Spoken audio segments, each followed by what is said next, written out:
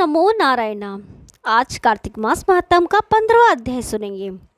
श्री विष्णु भगवान की कृपा हो सब पर अपरंपार। कार्तिक मास का कपिल करे 15वां विस्तार।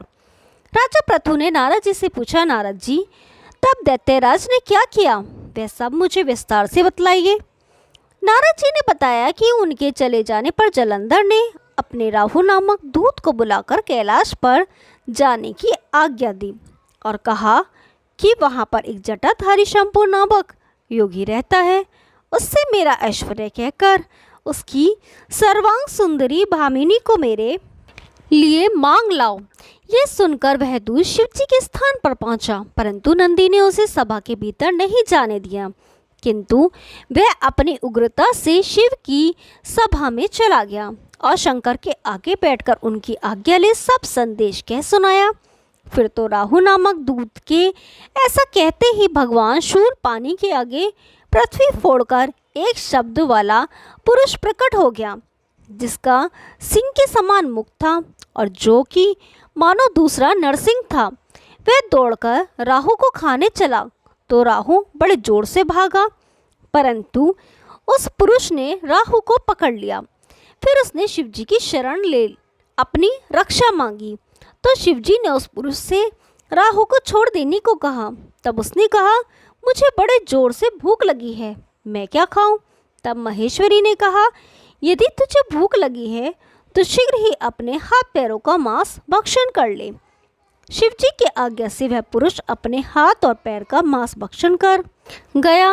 अब केवल उसका सिर मात्र शेष रह गया। तब उसका ऐसा कृत्य देख शिवजी ने प्रसन्न होकर उसे अपना आज्ञाकारी मानकर अपना परम प्रिय गण बना लिया और कहा कि मेरी पूजा की तरह अब तेरी भी सदैव पूजा होती रहेगी, और जो तेरी पूजा नहीं करेंगे वह मेरे प्रिय ना होंगे। शिवजी से ऐसा वार पाकर उस पुरुष को बड़ी प्रसन्नता हुई। उस दिन से वह शिवजी द्वारा स्वीकृति मुख नामक गण होकर स्थित रहने लगा। ओम नमो नारायण। अब कृष्ण नाम जाप की महिमा सुनते हैं। एक बार एक गांव में बहुत से महात्मा आकर यज्ञ कर रहे थे और वह वृक्षों के पत्तों पर चंदन से श्री कृष्ण का नाम लिखकर पूजा कर रहे थे। वह जगह गांव से बाहर थी। वहां एक आदमी अपनी बकरियों को रोज घास चराने जाता था। साधु हवन यज्ञ करके वहां से जा चुके थे, लेकिन वह पत्ते वहीं पड़े रह गए। तब एक घास चरती बकरियों में से एक बकरी ने वो कृष्ण नाम रूपी पत्ते को खा लिया। जब आदमी सभी बकरियों को घर लेकर गया तो सभी बकरियां अपने बाड़े में जाकर मैं करने लगी, लेकिन वह बकरी जिसने कृष्ण नाम को अपने अंदर ले लिया था वह मैं की जगह कृष्ण कृष्ण करने लगी, क्योंकि उसके अंदर कृष्ण वास करने लगे थे। उसका मैं यानी अहम तो अपने आप ही दूर हो चुका था। जब सब बकरियां उसको कृष्ण कृष्ण कहते सुनती हैं तो वे कहती हैं, यह क्या कह रही हो? अपनी भाषा छोड़कर ये क्या बोले जा रही है? मैं बोल। तो वे कहती है, कृष्ण नाम रूपी पत्ता मेरे अंदर चला गया, मेरा तो मैं भी चला गया। सभी बकरियां उसको अपनी भाषा में बहुत कुछ समझाती, परंतु वह टस से मस ना हुई और कृष्ण कृष्ण रटती रही। सभी बकरियों ने यह निर्णय लिया कि इसको अपनी टोली से बाहर ही कर देते हैं। वह सब उसको सींग और धक्के मारकर बाड़े से बाहर निकाल देती हैं। सुबह जब मालिक आता है तो उसको बाड़े से बाहर देखता है तो उसको पकड़कर फिर अंदर कर देता है, परंतु बकरियां उसको फिर सींग मारकर बाहर कर देती हैं।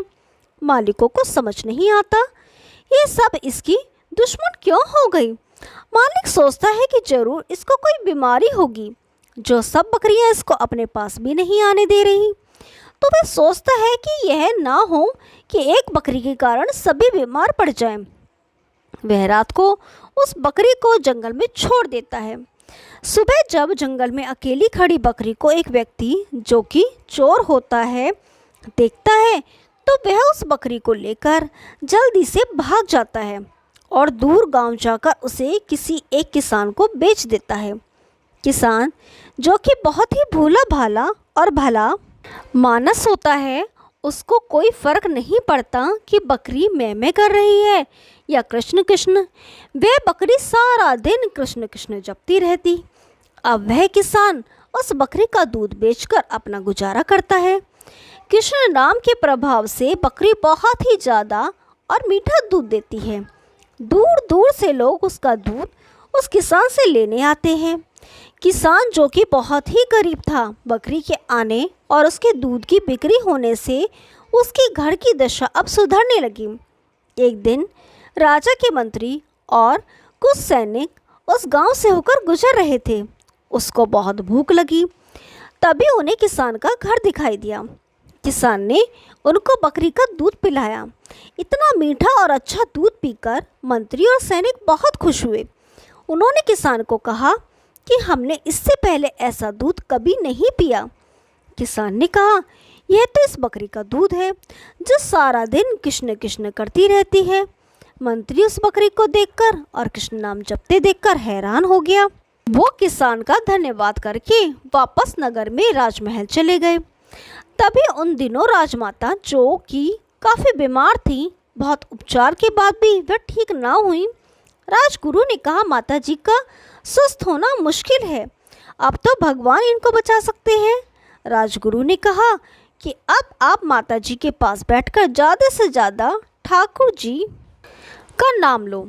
राजा जो कि काफ़ी व्यस्त रहता था, वह सारा दिन राजपाट संभाले या माता जी के पास बैठे।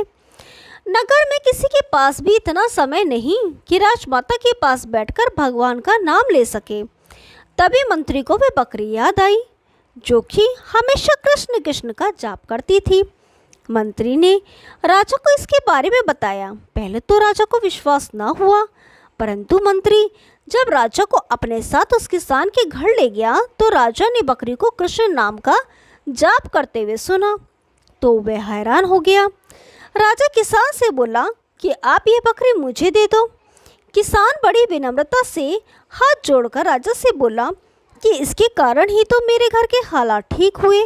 अगर मैं यह आपको दे दूंगा तो मैं फिर से भूखा मरूंगा। राजा ने कहा कि आप फिक्र ना करो, मैं आपको इतना धन दे दूंगा कि आपकी गरीबी दूर हो जाएगी। अब किसान ने खुशी खुशी बकरी को राजा को दे दिया।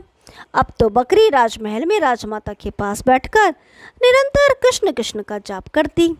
कृष्ण नाम के कानों में पड़ने से और बकरी का मीठा और स्वच्छ दूध पीने से माता जी की सेहत में सुधार होने लगा और धीरे धीरे वह बिल्कुल ठीक हो गई। अब तो बकरी राजमहल में राजा के पास ही रहने लगी। तभी उसकी संगत से पूरा राजमहल कृष्ण कृष्ण का जाप करने लगा। अब पूरे राजमहल और पूरे नगर में कृष्ण रूपी माहौल हो गया। एक बकरी जो कि एक पशु है, कृष्ण नाम के प्रभाव से सीधा राजमहल में पहुंच गई और उसकी मैं यानी अहम खत्म हो गया। तो क्या हम इंसान निरंतर कृष्ण का जाप करने से हम भव सागर से पार नहीं हो जाएंगे? हमें अपने आराध्य देव की शरण में जाना चाहिए। ओम नमो नारायण। आगे का भाग कल सुनाएंगे, तब तक के लिए नमस्कार।